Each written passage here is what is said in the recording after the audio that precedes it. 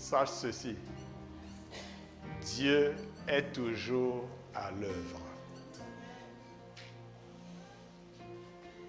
Jésus-Christ a dit, jusqu'à présent, mon Père travaille et moi aussi je travaille. Dis à celui qui est à côté de toi, Dieu est encore à l'œuvre. Tourne-toi vers un autre, dis-lui, Dieu est encore à l'œuvre. Dis-lui, il est à l'œuvre dans ma vie. Il est à l'œuvre dans ta vie. Il est à l'œuvre dans son église. Il est à l'œuvre au Togo. Répète-le. Encore. Je le crois fermement. Il est à l'œuvre en Afrique. Est-ce que tu ne le vois pas? Les choses sont en train de germer. La parole de Dieu est efficace. Elle est tranchante. Elle est vivante. Elle est opérante. Et quand Dieu envoie sa parole, elle ne retourne pas à lui vain. Elle n'y retourne qu'après avoir accompli ce pourquoi elle a été envoyée. Ce que Dieu a dit me concernant s'accomplira certainement. Car moi, je ne serai pas un obstacle à l'accomplissement de la parole de Dieu dans ma vie. Et je sais qu'il est fidèle. Il le fait, non pas à cause de moi, mais à cause de son nom, son grand nom qui est invoqué sur moi. Acclame le Seigneur. Acclame-le. Acclame-le. Et assois-toi dans sa présence. Assois-toi dans sa bienveillance présence. Dans le nom puissant de Jésus-Christ. Dieu est toujours à l'œuvre. Alléluia. Dieu est toujours à l'œuvre. Il ne se fatigue jamais. Même si le changement climatique est une réalité et que les choses se compliquent partout, je veux vous assurer que Dieu est à l'œuvre au Togo et il fera de ce pays un pays où on verra sa gloire. Même les aveugles verront sa gloire. Même ceux qui le décrient, ceux qui disent Jésus-Christ n'a jamais existé, ou il n'a pas été crucifié, ou il n'est pas ressuscité, il n'est pas ci, il n'est pas ça, verront la gloire de Jésus-Christ dans ce pays. Et ils diront, vraiment, nous nous sommes trompés. Jésus-Christ est réel, il a sauvé le Togo, il en a fait une colonie modèle. Ce que les Allemands ont échoué à faire, le Seigneur l'a multiplié par X et l'a accompli pour la gloire de son seul nom. Alléluia. Quelles sont les dernières paroles de l'Ancien Testament? Dieu a parlé à plusieurs reprises et de plusieurs manières au peuple, à nos pères, à nos grands-pères, par des prophètes. C'est ce que Paul a dit aux Hébreux. Mais quelles ont été les dernières paroles prophétiques qu'il a envoyées à Israël? Dans l'Ancien Testament, je veux dire. Vous voulez me les lire? Qui sait? Qui veut ouvrir la Bible et me lire les dernières paroles de l'Ancien Testament? Vas-y. Malachie 4, le verset 6. et il fera retourner le cœur des pères vers les fils et le cœur des fils vers leur père, de peur que je ne vienne et ne frappe le pays de malédiction. Amen. Alléluia. Le frère nous a bien lu les dernières paroles de l'ancienne alliance. Je les reprendrai un peu plus haut. Je les reprends à partir du verset 5. Non, 4. Pardon, 4. Souvenez-vous de la loi de Moïse, mon serviteur, que je lui commandais en Horeb, dans le désert, ça veut dire. Pour tout Israël, c'est pas pour lui seul que j'ai commandé cette loi, c'est pour tout Israël. Des statuts et des ordonnances. Des statuts et des ordonnances.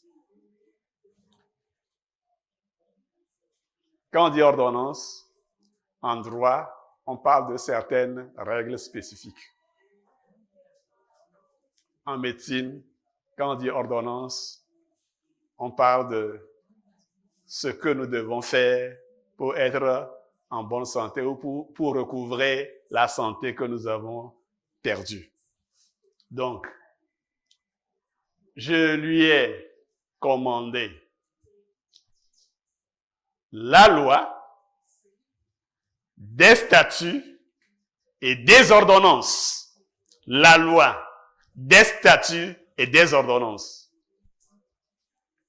La loi, c'est le corps législatif que Dieu a donné à son peuple. Les statuts, qui est qui? Qui fait quoi?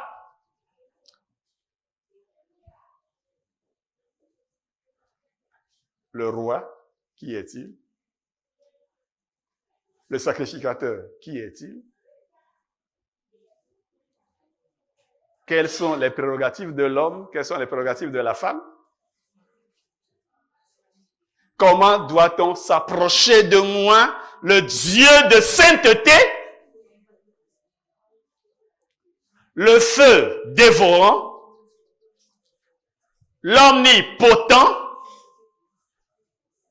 l'omniprésent, l'omniscient.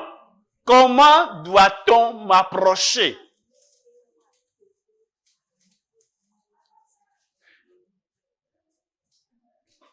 Qu'est-ce qu'on fait pour être en de bons termes avec moi?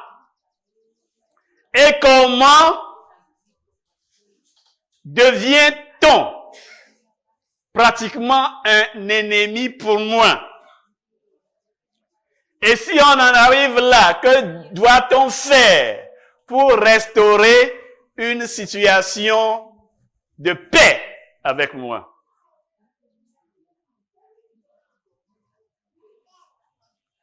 Si tu es déclaré ceci, comment dois-tu te comporter?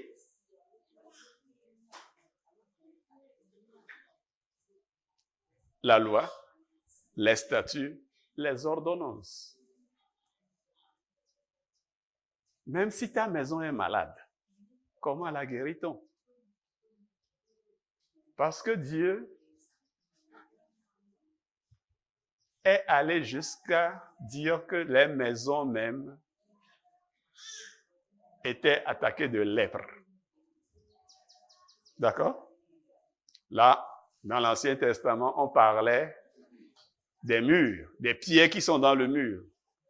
Mais nous savons aujourd'hui que quand Dieu parle de maison, il parle des hommes qui sont dans une famille. Et Pierre nous a fait comprendre que nous sommes tous des pierres vivantes. Donc, et nous avons fini par comprendre que quand on parle de lèpre, c'est surtout de péché qu'on parle. OK?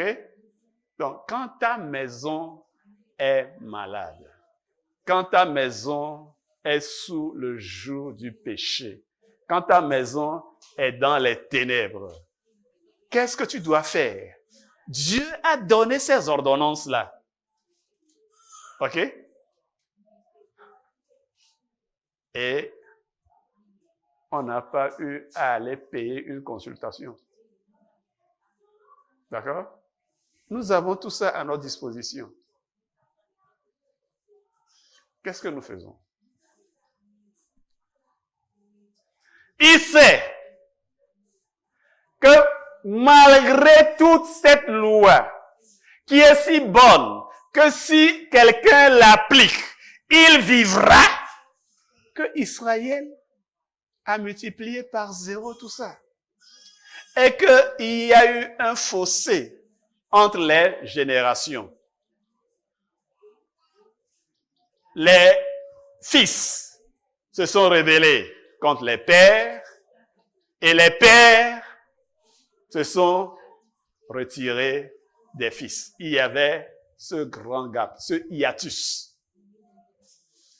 Oui, il fut un temps où quand Akab conduisait tout Israël à la destruction, Dieu a envoyé Élie.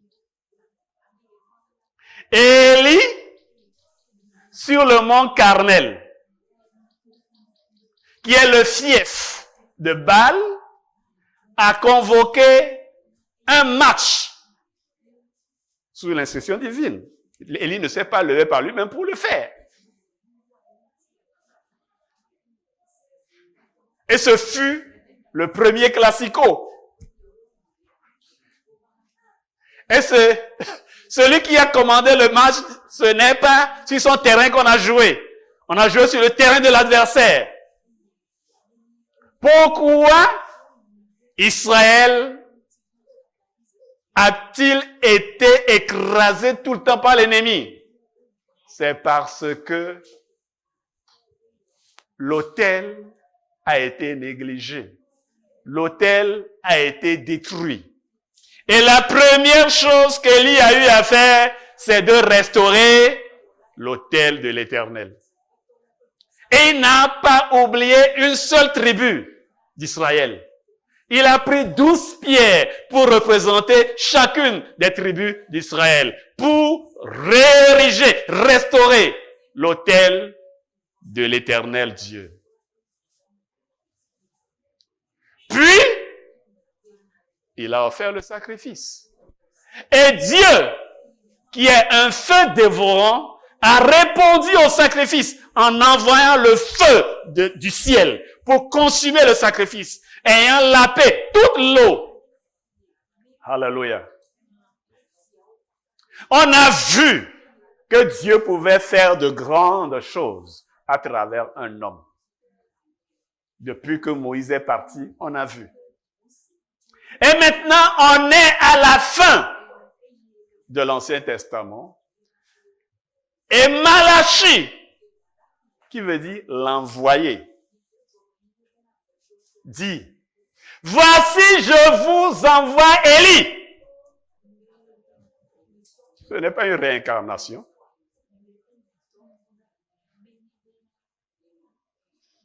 Le Tishbite n'avait rien fait par lui-même. C'est l'Esprit de l'Éternel qui était sur lui, qui l'amenait à faire toutes ces choses. Donc il dit, je vous renvoie le même esprit dans un corps. Parce que les esprits ne sont pas légaux sur terre. La terre, c'est pas pour les esprits. C'est pour les humains. Alléluia. C'est pour ça que n'importe quel esprit, pour agir sur terre, a besoin d'un corps. Il faut un corps. Il faut un corps. C'est pour ça que les esprits méchants utilisent beaucoup d'animaux, beaucoup d'oiseaux. Un esprit immatériel est en illégalité sur terre. Alléluia. Et vous savez que dans les nations de la terre aujourd'hui, si tu es illégal, qu'est-ce qu'on fait? Hein? On t'expulse. C'est pour ça que chaque chrétien, chaque enfant de Dieu a plus que le pouvoir qu'il faut pour chasser tout esprit mauvais qui vient vers lui. Alléluia. Tu n'as pas besoin de connaître toute la Bible par cœur avant d'avoir le droit de chasser un démon. Si tu es né de nouveau, même si tu n'es pas encore baptisé d'eau, tu as tout le droit et tout le pouvoir de chasser n'importe quel esprit mauvais, n'importe quel esprit méchant.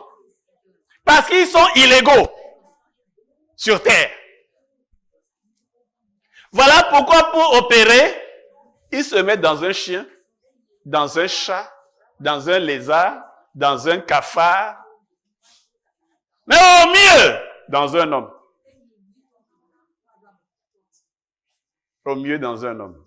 Voilà pourquoi ils peuvent être 2000, 3000, 4000, 13 000, 50 000 dans un seul homme. Alléluia.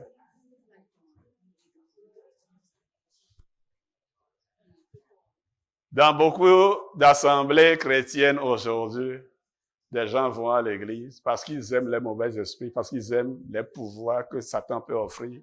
Ils viennent, ils les sortent, ils les accrochent à quelque part, ils viennent suivre le culte et après, en partant, ils les reprennent. Arrête ça si tu es de ceux-là. Alléluia. Et quand Élie reviendra, l'esprit là reviendra, vivra en un homme. Qu'est-ce qu'il devra faire? Pourquoi il vient? Il vient avant que vienne le grand et terrible jour de l'Éternel. Le grand et terrible jour de l'Éternel. Quand il y aura la conflagration. Quand la terre partira en menus morceaux. Les cieux, tels qu'ils sont actuellement, et la terre s'en iront. Dieu roulera les cieux comme on roule une vieille natte. Alléluia. Et il fera retourner le cœur des pères vers les fils. Et le cœur des fils vers leur père. Réconciliation. Le gap sera fermé. Les jeunes et les moins jeunes auront la même vision des choses. Parce que l'Esprit de Dieu se saisira d'eux. Pourquoi? De peur que je ne vienne et ne frappe le pays de malédiction. Que je ne frappe le pays d'interdit. Le mot hébreu utilisé ici, c'est comme Jéricho a été voué à l'interdit, c'est le même mot. D'accord? Et c'est un malheur que toute une ville soit vouée à l'interdit. Ça veut dire qu'on ne peut rien prendre de là. Tout ce qui est vivant là-bas doit être passé au fil de l'épée. Tout. Et c'est bien traduit pour nous comment? Malédiction. Vous voyez sur quel mot l'Ancien Testament se termine? Hein? L'Ancien Testament se termine sur quel mot? Sur quel mot?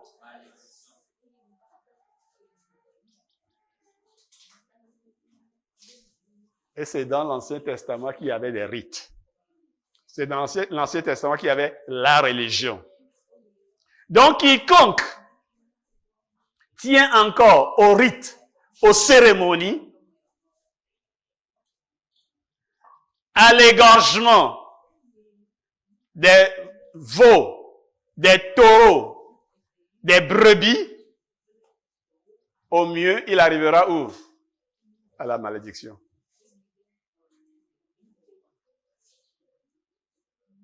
J'ai besoin de quelque chose, de support matériel pour pouvoir m'approcher de Dieu. Ça, c'est l'Ancien Testament.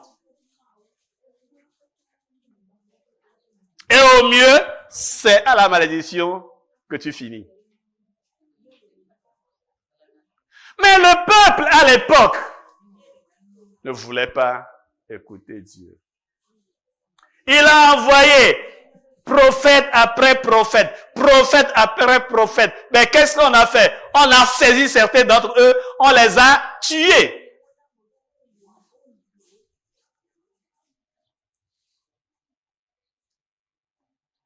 Et Dieu a mis un point après la malédiction. Est-ce que Dieu veut passer toute la terre à l'interdit? En principe, c'est pas là sa volonté. Mais les hommes l'y obligent. Ceux qui s'appellent chrétiens en premier. Parce que le nom de Dieu est profané à cause du comportement qu'affichent ceux qui sont appelés chrétiens. Et c'est pour ça qu'il a dit, le jugement commencera où?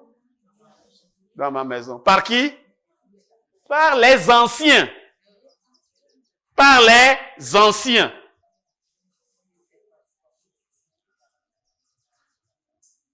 Les anciens, ce n'est pas une question d'âge. C'est une question de rôle qu'ils jouent au sein de l'Église.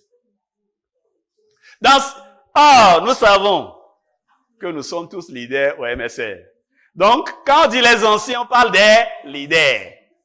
Il dit que le jugement commencera par les leaders. Alléluia.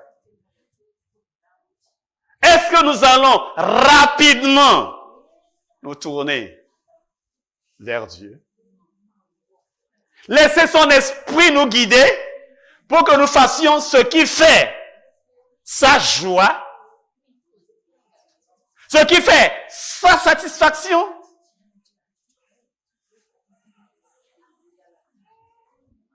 Bien-aimés dans le Seigneur, aussi longtemps que nous ne mettrons pas en pratique ce qui nous a déjà communiqué, Dieu ne te dira rien de nouveau. Alléluia. Ça ne veut pas dire qu'il aura cessé d'agir dans ta vie.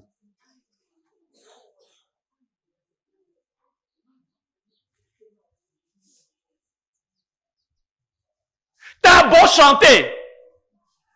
Nyasio me bonao. Eya ta ye me va. Fofo ma we. Blonya de namulo. Bowe me va. Blonya de namafi majo. Ma va blonya de na. Il dira rien. C'est pas ta voix qui va l'obliger à te parler.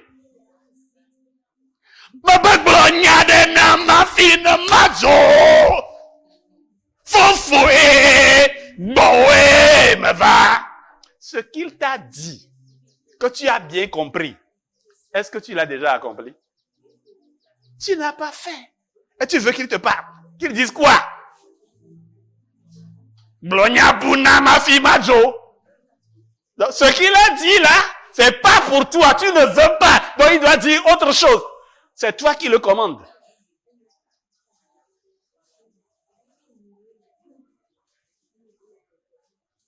Alléluia. Ouvrez vos Bibles à Malachie, tout le monde, s'il vous plaît.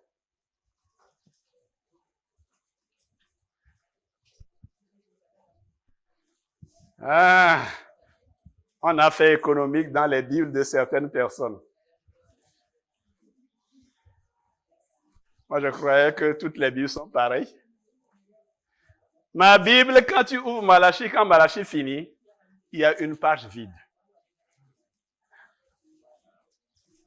Qui aussi a une page vide?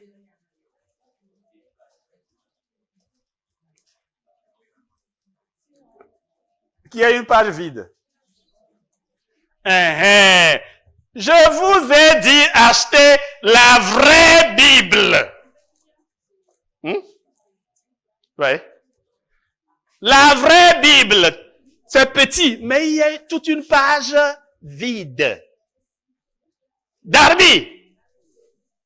Ah, toi aussi, tu as une page vide. C'est quoi, c'est Darby, non?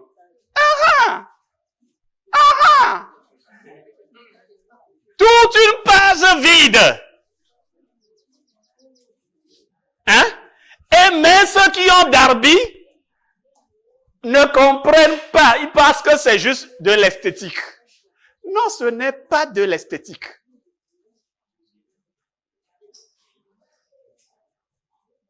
Cette page vide représente les 400 années en Israël où il n'y a pas eu une seule parole prophétique.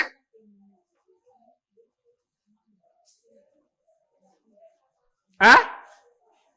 Après que Malachi, l'envoyé, ait dit ces choses et mis point à malédiction, 400 ans sont passés en Israël et aucun prophète n'a rien reçu de la part de Dieu pour déclarer à l'État d'Israël, à la nation d'Israël. Rien.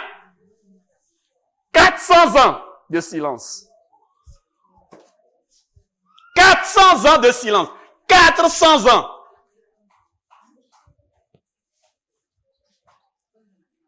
Et pendant ces 400 années, est-ce que Dieu dormait? Est-ce qu'il était dans un coma artificiel? Est-ce qu'il était mort? Dieu travaillait encore.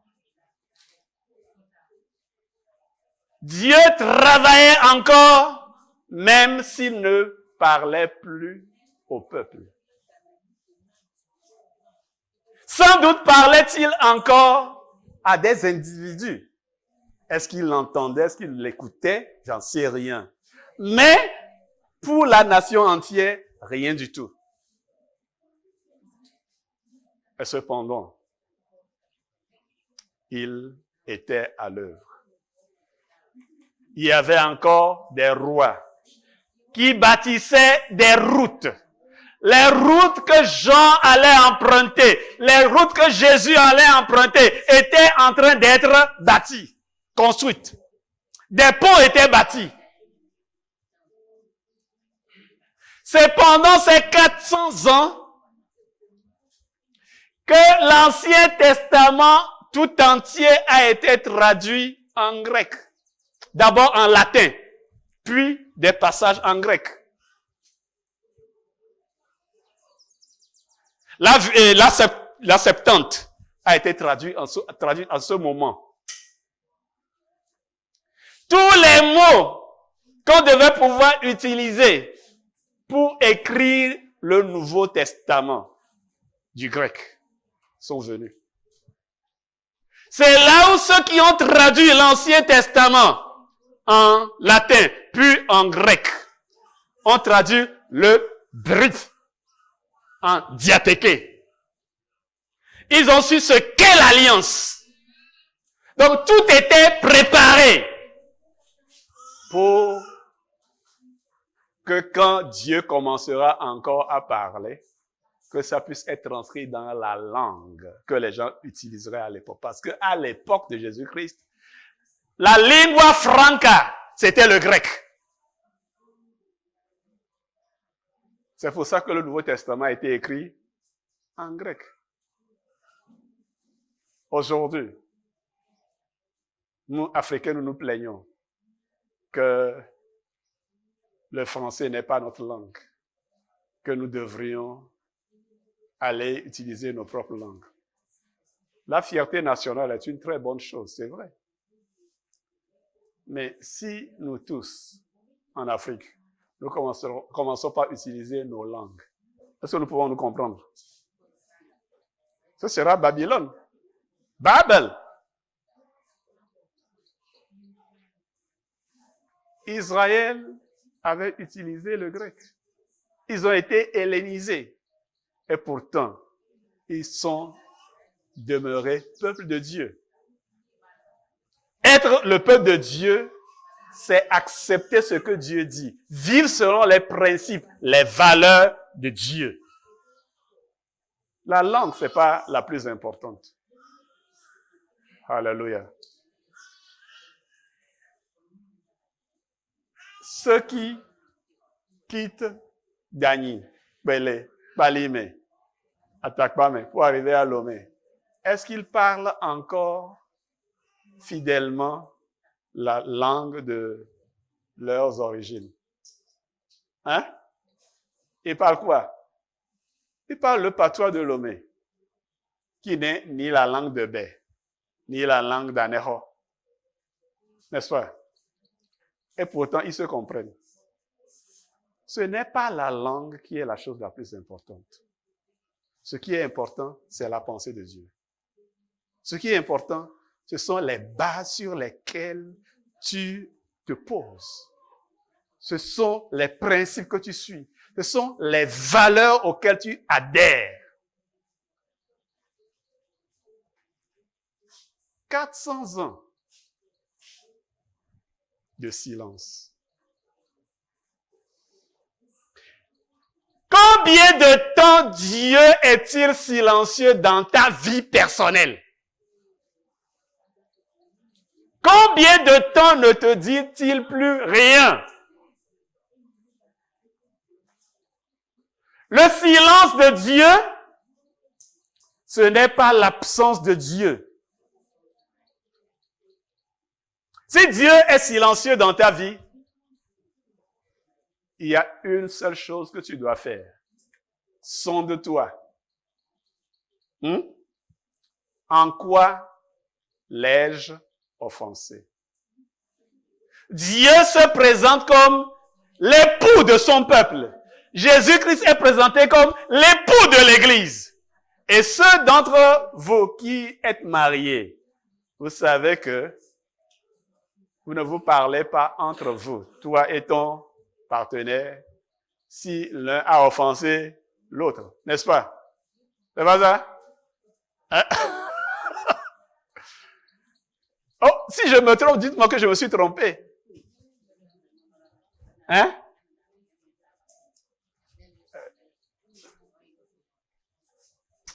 Bon, la sœur, je sais que la sœur me dit la vérité. C'est ça, non? Et si tu te rends compte que c'est toi qui l'as offensé, qu'est-ce que tu fais? Tu fais quoi?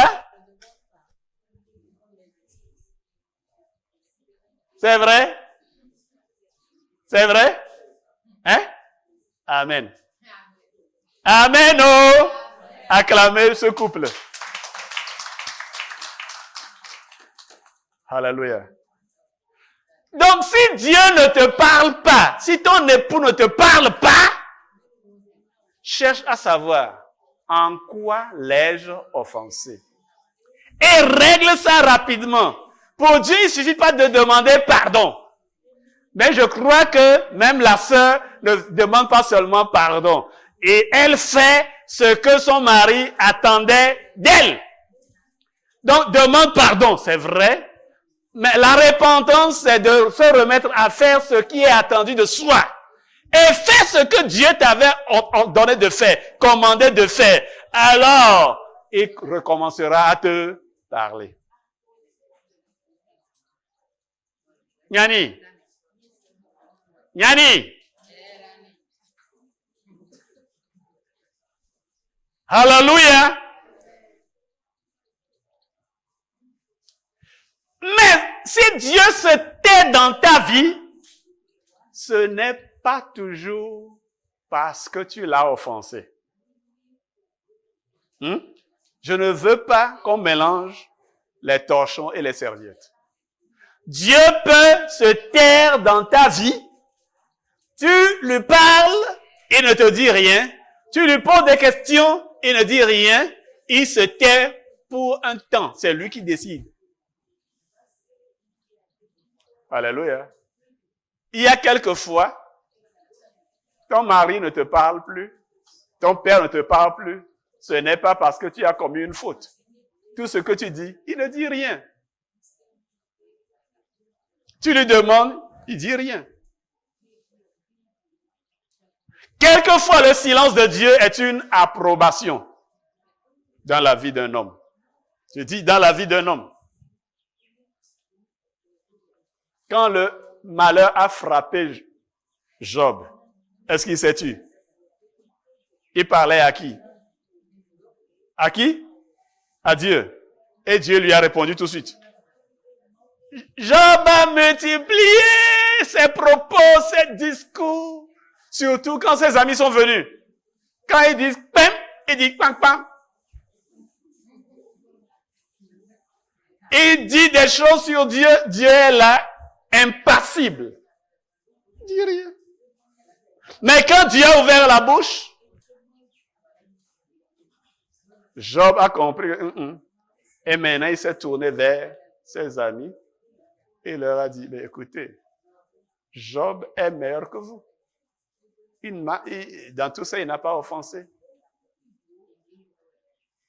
Ça, c'est entre parenthèses. Donc, je veux que tu ne culpabilises pas parce que Dieu se tait dans ta vie. Mais une fois que tu remarques qu'il s'est tu sonde-toi. Si effectivement il y a quelque chose, corrige ça rapidement après avoir demandé pardon. Et puis, continue à faire ce qu'il attend de toi. Alléluia. Mais après les 400 ans, aidez-moi, on dirait que notre système veut que nous passions 400 ans avant.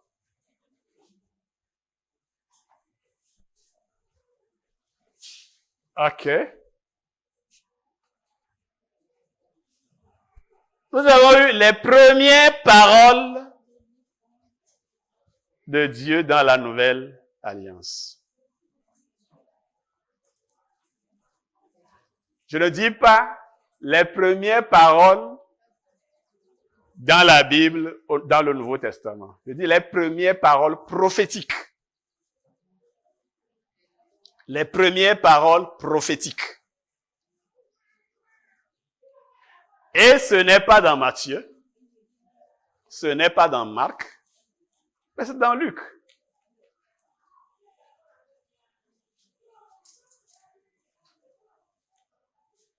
Un certain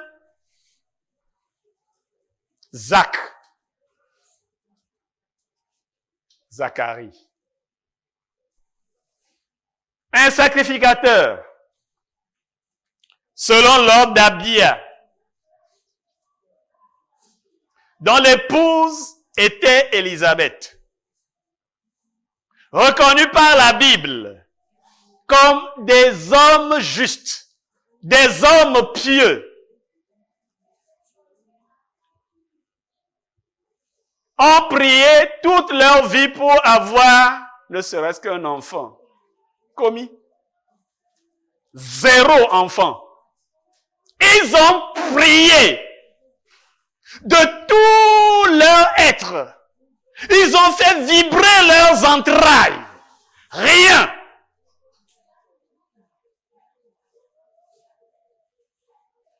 Et Zacharie a décidé que c'est bon. Ce que Dieu veut est bon pour moi. Donc, sans doute, c'est qu'il ne veut pas que j'aie d'enfant. Il a oublié. Et il s'est consacré tout simplement. Et un jour, pendant qu'il est encore monté à Jérusalem pour servir au temple, quand le sort a été tiré, lors du service, le culte du soir, le sort est tombé sur lui pour aller présenter l'encens à Dieu. Le peuple était dehors en train de prier. Et lui, il est entré dans le temple. Il était allé jusqu'au voile qui sépare le lieu saint du saint des saints. Et c'est là qu'il y a l'autel d'encens. Et il arrive et il trouve à la droite de cet autel un ange.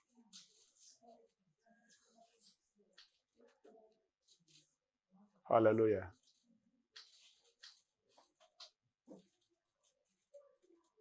Et l'ange lui dit, tu as trouvé grâce auprès de Dieu. Car il se souvient de tes prières. Son nom, Zacharie, veut dire l'Éternel se souvient. L'Éternel se souvient de tout ce que tu as fait. L'Éternel se souvient de toutes tes prières. L'Éternel se souvient de toutes tes intercessions. L'Éternel se souvient de toutes tes déclarations prophétiques que tu as eu à faire sous l'inspiration de son esprit. Et toutes ces paroles n'ont pas été vaines. Elles s'accompliront en leur temps. Et l'ange de lui dire, ta femme concevra un fils. Et l'an prochain, à telle époque, à une pareille époque, tu auras ton fils. Alléluia. Et Zacharie, considérant son état, Zacharie, le sacrificateur, s'est fait un cartésien. Zacharie, l'homme spirituel, s'est fait un homme de science. Il s'est fait un logicien. Et il demande à l'ange.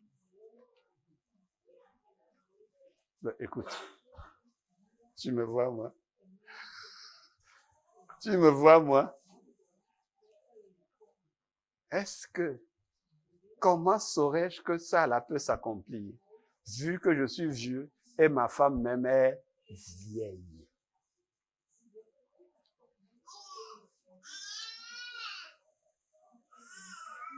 Et l'ange lui dit, ça s'accomplira parce que mon nom est Gabriel. Je suis l'ange, le messager qui se tient auprès de Dieu. Mais parce que tu n'as pas cru, tu seras muet jusqu'à ce que cela s'accomplisse. Alléluia. Alléluia. Dieu a été silencieux et a travaillé dans son silence, non seulement en Israël, mais aussi dans la vie de Zacharie et dans la vie, le corps d'Élisabeth.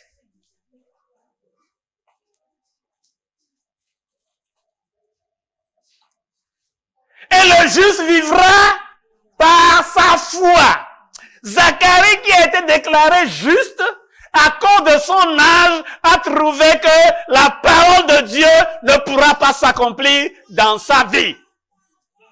Des Togolais croient aujourd'hui que le plan de Dieu ne peut pas s'accomplir dans ce pays parce que ça a trop traîné. Dieu a été silencieux pendant trop longtemps. C'est toi qui fais le chronogramme de Dieu? Tu es le chef d'orchestre de Dieu. C'est toi qui dis à Dieu, ok, maintenant tu peux parler. Prends la parole. Tu es le MC de Dieu. Tu es le président du présidium qui donne la parole à Dieu. C'est toi qui lui dis, maintenant il faut appuyer.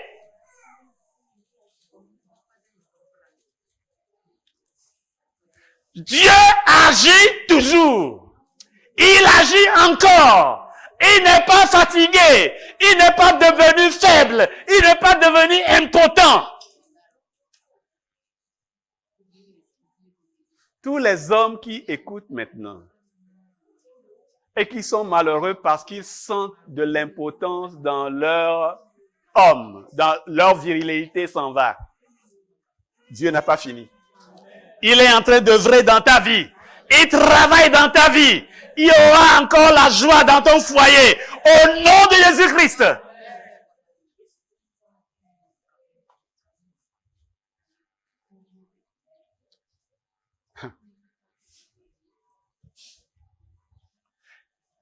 Le peuple attendait. Et ils se sont dit, il y a quelque chose qui est arrivé à Zacharie. Quand Zacharie finit par sortir, il ne pouvait pas parler. Et il faisait des signes.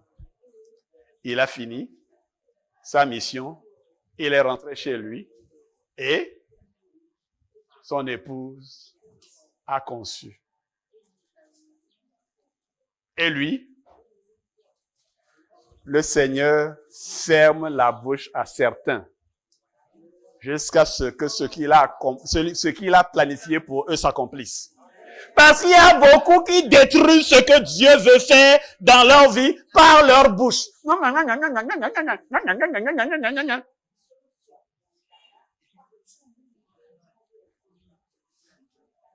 Les papes togolais qui sont là à piailler, mettez le clapet là-dessus un peu et laissez Dieu agir.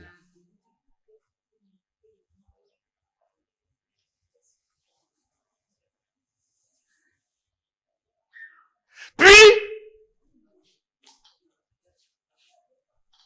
Élisabeth finit par accoucher. Et le 8e jour, on vint pour donner un nom à l'enfant qui venait de naître, le circoncire. Et puisqu'il y avait qu'Élisabeth qui parlait, on lui demande, comment voulez-vous appeler l'enfant? Il dit, l'enfant sera appelé, elle dit, l'enfant sera appelé Jean. Et les anciens disent, non, c'est pas possible. Il n'y a aucun ascendant dans la lignée de Zacharie qui s'est jamais appelé Jean. Et certains ont même suggéré qu'on l'appelle Zacharie Junior. Comme nous avons Ézéchiel Junior. Et finalement, quelqu'un a eu l'idée de demander à Zach, comment veut-il qu'on appelle son fils? Et il a demandé qu'on lui donne une tablette, une ardoise et une écritoire. Et il écrit, son nom est Jean. Et maintenant, sa bouche s'ouvre. Et quelle est la première parole prophétique que le sacrificateur Zacharie, qui a incubé cette parole prophétique pendant environ 10 mois. Non, disons une année. En une année, il a incubé la parole. Il s'est tué. Si tu parles trop, je dis si tu parles trop, la parole de Dieu ne peut pas être formée en toi. Alléluia.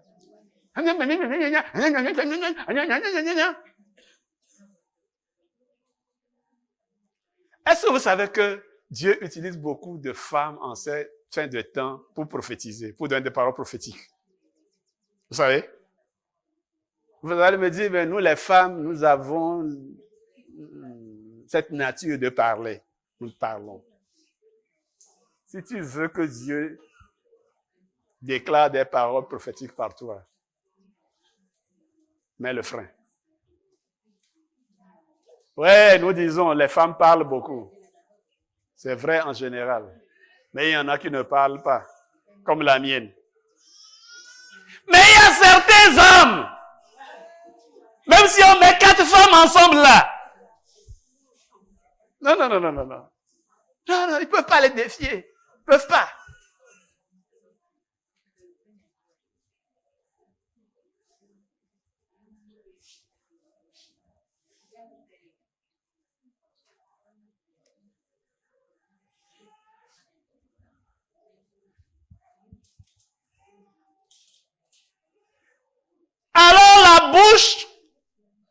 de Zacharie s'ouvre, Dieu s'est souvenu qu'il a été purgé, qu'il a été purifié. Et quand il ouvre la bouche, le premier mot c'est quoi? Béni! Béni! Verset 68. Verset 68. Il dit béni. L'ancienne alliance se termine soit malédiction. Le Nouveau Testament, la première parole, c'est béni, loué soit le Dieu très haut. Donc, si tu es dans la nouvelle alliance, tu ne peux trouver que Dieu est bon.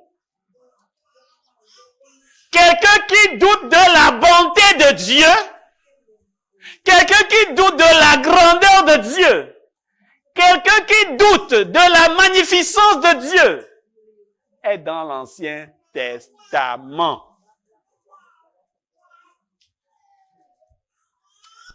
Béni soit le Seigneur, le Dieu d'Israël, car il a visité et sauvé son peuple.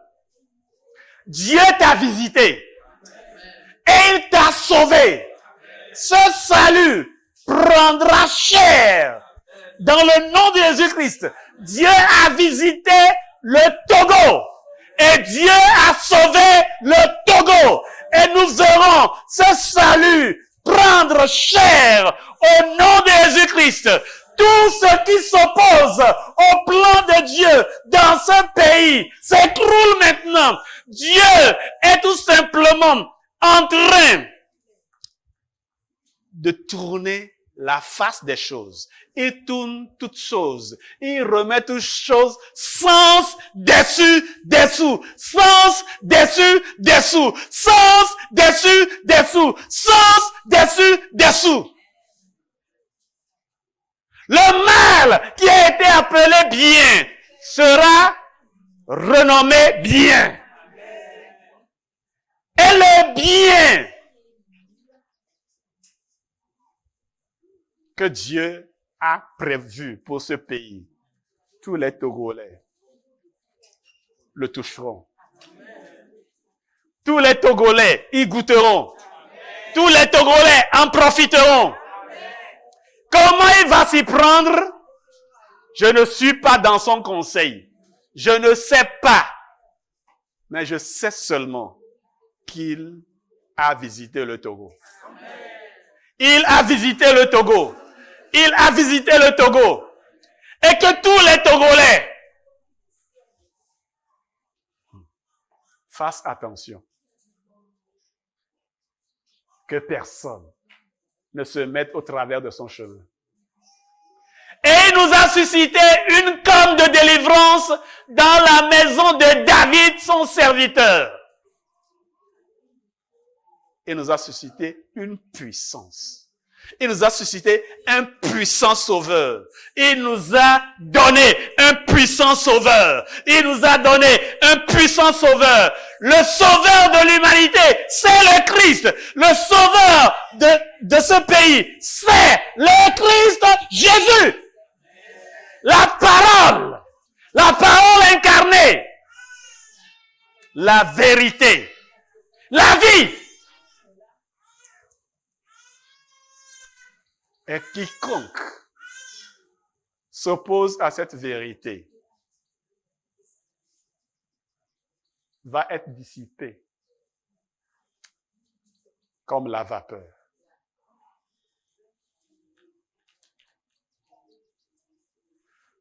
Selon ce qu'il avait dit par la bouche de ses saints prophètes, qui ont été de tout temps. Tout ce qui a été dit prophétiquement sur le Togo, même avant les indépendances, s'accomplira. Même si ça tarde, elles s'accompliront certainement. Toutes ces prophéties. Il Il nous a suscité une délivrance de nos ennemis et de la main de tous ceux qui nous haïssent, pour accomplir la miséricorde envers nos pères et pour se souvenir de sa sainte alliance. Dieu ne fait pas ces choses à cause de moi, à cause de toi ou à cause de qui que ce soit, mais c'est à cause de sa propre alliance, à cause de son nom.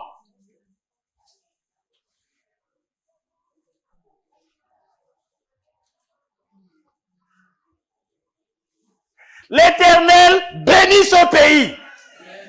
L'Éternel bénit le Togo.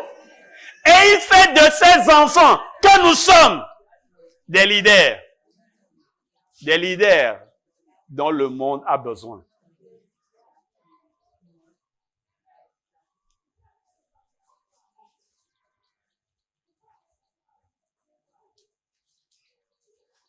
Du serment qu'il a juré à Abraham, notre père, de nous accorder, étant libérés de la main de nos ennemis, de le servir sans crainte. Pourquoi a-t-il suscité le salut pour toi? C'est pas pour que tu roules en Bentley. Ce n'est pas pour que tu construises 6 gratte-ciel à Atakwame, 10 à Kara, 15 à Kpalime, 20 à Sokore et 100 à Lomé. Alléluia. C'est pas que tu aies ton yacht et 2 jets privés, mais c'est pour que tu puisses le servir. Le servir comment? Sans crainte. Sans crainte de mourir. Parce qu'il t'a sanctifié. Il t'a libéré. Sans crainte pour ta vie. Parce que le monde s'oppose à la parole qu'il a mise dans ta bouche. Non! Je le vois. Il a rendu ton front plus dur que le diamant. Parce que ce qu'il t'a donné à déclarer, ce n'est pas ce que le monde veut entendre. Ce n'est pas ce que ton voisin veut entendre. Ce n'est pas ce que ton employeur veut entendre. Mais cette parole, tu ne dois pas te taire là-dessus. Mais comme Ézéchiel, le prophète, tu ne parleras pas jusqu'à ce que Dieu veuille que tu parles. C'est alors seulement qu'il ouvrira ta bouche. Et tu déclareras exactement ce qu'il a mis dedans. Si tu sais que ta vie est à lui, tu n'auras pas peur de perdre cette vie-là. Et c'est celui qui a cette vie, celui qui est cette vie, celui qui la détient, celui qui la protège, qui te demande de prononcer la parole. Alléluia. À quoi sert ta vie si tu ne peux pas faire exactement ce que Dieu attend de toi? C'est pour ça que tu vas le servir maintenant, sans crainte. Sans crainte. Je sais que tu as compris maintenant que tu n'as pas à craindre les démons. Je crois que tu as compris que tu n'as pas non plus à craindre les hommes. Que peut me faire un homme? Car l'Éternel lui-même a dit, je ne te laisserai point, je ne t'abandonnerai point. Alors, que peut me faire un homme? Ne crains pas. Sers le Seigneur de tout ton être, de toute ta force, de toute ta pensée, de toutes tes aptitudes, de toutes tes qualités. Et lui sera toujours avec toi. Il sera toujours avec toi. Et dit, le servir sans crainte, en sainteté et en justice devant lui. Tous nos jours. Tous nos jours. Combien de jours te reste-t-il à vivre? Si Jésus-Christ tarde à venir, je ne sais pas. Je souhaite que tu vives le plus longtemps possible. Que tu puisses boucler au moins tes 120 ans. Puisque Dieu a dit, la durée de vie de l'homme sera limitée à 120 ans. Que tu boucles au moins tes 120 ans en pleine vigueur, comme Moïse, qui est parti à 120 ans, mais qui était comment? Solide, qui pouvait encore monter sur le Pisgah, qui pouvait lire sans lunettes. Alléluia! Alléluia! Hey. Mais, pour le faire, il faut le servir, lui, en sainteté et en justice. C'est pour ça que tu n'auras pas peur. Si tu es saint, tu n'as pas à avoir peur de quoi que ce soit. Dieu est à l'œuvre. Et il a recommencé à parler.